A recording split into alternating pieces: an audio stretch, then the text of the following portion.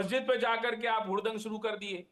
भाई नमाज खत्म हो जाने थे, उनको भी शामिल कर लेते अपने जश्न में, उनसे भी कहते कि लीजिए मिठाई खाइए। फाजिल साहब एक अगर बात मैं आपसे मुसलमान पूछना चाहता मस्जिद हूं। से फाजिल साहब मैं जब आपसे एक बात मुसलमान पूछना मस्जिद से चाहता हूं। निकलता।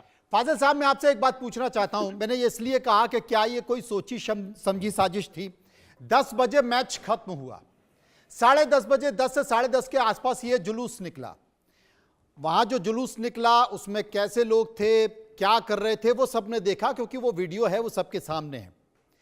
ये तो आपने भी कहा, ये तो शैलेश जी ने भी कहा, ये पूजा त्रिपाठी जी ने भी कहा, ये हिमांशु जी ने भी कहा कि ये 12 साल बाद हम लोग चैंपियंस ट्रॉफी जीती है, ये भारत के लिए खुशी का मौका है। और आपने कहा कि ये एक सोची समझी साजिश थी।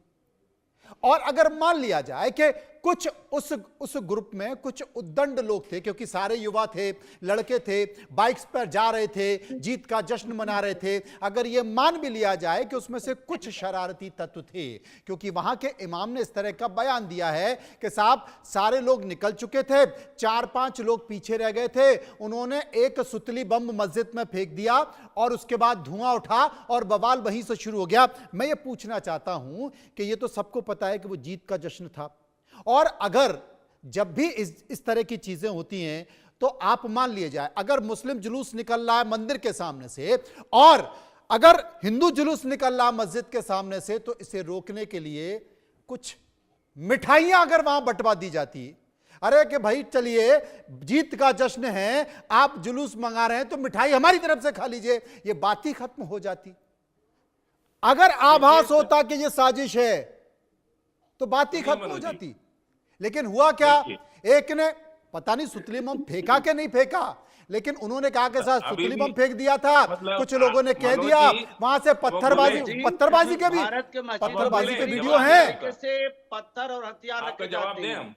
भारत के सभी मस्जिदों में पहले से ही पत्थर और हथियार प्लानिंग करके रखे जाते हैं, ताकि यहाँ से कोई। अरे भैया पत्थर तो थे, पेट्रोल बम कहाँ से आ रहा है? पेट्रोल बम कौन रख रहा है मस्जिद के ऊपर, ये बताइए। फाजिल जी इसका जवाब बस दे दीजिए, पेट्रोल बम रख कौन रहा है? क्या भारतीय जनता पार्टी आके रख रही है? आप जो है मस्जिद पर बम फेंक देंगे और आप कितना, अरे मस्जिद में पेट्रोल बम कहाँ से आ रहा है? सबकी बात को मान ही अरे नहीं रहे। मस्जिद में पेट्रोल बम कहाँ से आ रहा है भैया, इसका जवाब दोगे? उनको क्या इंटरेस्ट है? उनको चुनाव लड़ना है, जिसको चुनाव लड़ना है वो बम फेंक रहा है, जिसको राजनीति करनी है वो बम फेंक रहा है। इमाम साहब को कौन सा चुनाव लड़ना है? इमाम साहब का क्या इंटरेस्ट है इसमें, बताइए। कोई बात फैलाने में इमाम साहब का न तो उनको काउंसिलर का चुनाव लड़ना है, न एमएलए का चुनाव लड़ना है, न कोई उनका इंटरेस्ट है। तो जो भारत देश की जीत बना रहे थे उनको लड़कों को चुनाव कर लड़ना है। फाजिल जी ये बताइए, 16 साल के लड़कों को जो बाइक चला रहे हैं उनको चुनाव लड़ना है? कोई मतलब ही नहीं होता है। अरे फाजिल जी जवाब दो। अब उनकी बात को आप नहीं मानिए।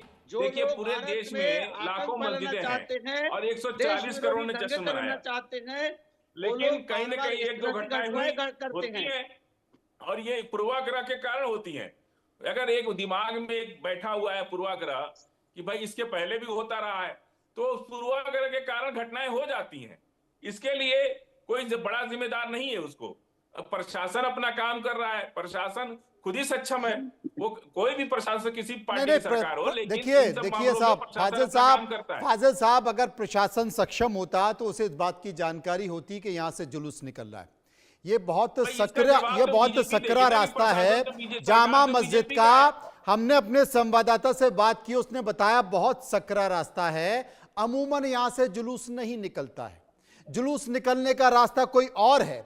और पहले भी यहां पर दोनों पक्षों के तमाम वरिष्ठ लोग बैठे हैं, पुलिस के साथ सहमति हुई है कि यहां से कोई जुलूस नहीं निकलेगा। बावजूद जुलूस निकल गया तो सबसे पहले जिम्मेदारी तो मैं पुलिस प्रशासन की मानता हूं कि यहां से जुलूस निकला कैसे। एक बात और मनोज जी हम बता दें आपसे, एक बात और बता दें, हम लोग ऐसे समाज से, हमारे यहाँ शादी ब्याह शाम को होती है, ईशा की नमाज भी शाम को होती है।